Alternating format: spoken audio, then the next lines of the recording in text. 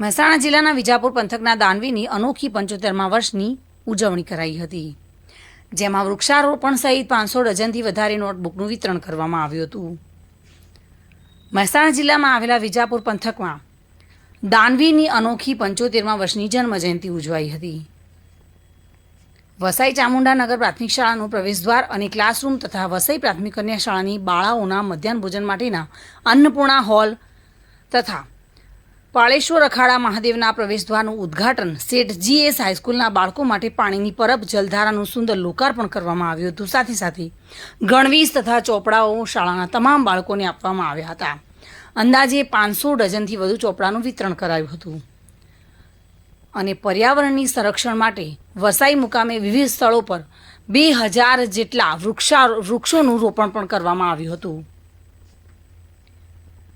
જૂનાગઢ કેસી કલમના આંબાનું વસઈ ગામમાં તમામ વિસ્તારોમાં વિતરણ કરાયું હતું. જોકે સમગ્ર કાર્યક્રમ મંડલા રવિશંકર જોશી પરિવાર તથા સમસ્ત વસાઈના ગ્રામજનોના સહકારથી કરવામાં આવ્યો હતો. તો 5 સ્ટાર ને 7 સ્ટાર હોટલમાં ઉજવતા હોય છે. મેં આ નક્કી કર્યું છે કે આપણા ભૂલકાઓના વચ્ચે ગઈ વખતે અમે અંબાજીપરામાં જન્મદિવસ ગયો મારો ઉજવેલો અને 700 બાળકોને સ્કૂલ બેગ અને યુનિફોર્મ આપેલા. આ વખતે પણ લગભગ 400-500 બાળકોને યુનિફોર્મ આપ જોઈ શકો છો જે પહેરીને બેઠા છે. ગઈકાલે વિતરણ કર્યું. 500 ડઝન ચોપડાઓનું વિતરણ કર્યું. ચામુંડાનગર સ્કૂલની અંદર ગેટ બનાવ્યો. એક ક્લાસરૂમ ઓછો પડતો હતો તો એક ક્લાસરૂમ બનાવ્યો. કન્યા શાળાની અંદર અન્નપૂર્ણા ભવન બનાવ્યું અને અહીંયા આપણે પ્રાચીન શિવ મંદિર જે અખાડા મહાદેવ છે ત્યાં ગેટ બનાવ્યો. એવી રીતે ભગવાન જેટલા સારા કામ અમારું ફેમિલી ટ્રસ્ટ ચાલે છે, અમારું જોશી ચેરિટેબલ ટ્રસ્ટ, એ દરમિયાનમાં જેટલું થાય એટલું કામ હું કરી રહ્યો. ગામજનોને તો ગામજનોનું જે કંઈ હોય અમે અહીંયા વસઈ ગામની અંદર વર્ષોથી દરેક કોમ્યુનિટીની વિધવા અને તકતા બહેનોને દર વર્ષે 6000 રૂપિયાની કીટ આપીએ છીએ.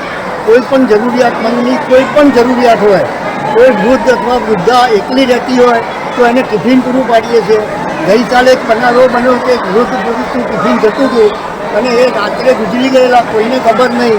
12 વાગે જ્યારે અમારો માણસ ટિફિન આપવા ગયો અને દરવાજો એને ધક્કો મારી ખોલ્યો ત્યારે ખબર પડી કે આ ભાઈ ગુજરી ગયા છે. આવા ઘણા બધા બનાવો અને ગામ માટે મારું જીવન સમર્પિત છે. શ્રી માણિક કાકા મારા જે વડીલ છે એમને હું વંદન કરું છું. એમના 75 વર્ષ જે પૂરા થાય છે એ બદલ હું ખૂબ ખૂબ શુભકામનાઓ પાઠવું છું અને સાથે સાથે હું એ પણ એમની પ્રવૃત્તિને બિરદાવું છું કે ગામના વિકાસ માટે એમણે એક ખૂબ જ પ્રયત્ન કર્યા છે, ખૂબ જ દાન આપેલું છે અને અમે તમામ ગામ લોકોએ એમને અમારા ગામના ભામાસા તરીકે ઉપનામ આપ્યું છે. હું ખૂબ ખૂબ વંદન કરું છું અને ઈશ્વરને પ્રાર્થના કરું છું કે એમનો સાથ અને સહકાર અમારા ગામને કાયમ માટે રહે અને ઈશ્વર એમને દીર્ઘાયુ અને સંપૂર્ણ સ્વાસ્થ્ય સાથે જિંદગી વિતાવે એ બદલ મારી પ્રાર્થના છે. ભાવિન ભાવસાર સાથે bureau report, today Gujarati news.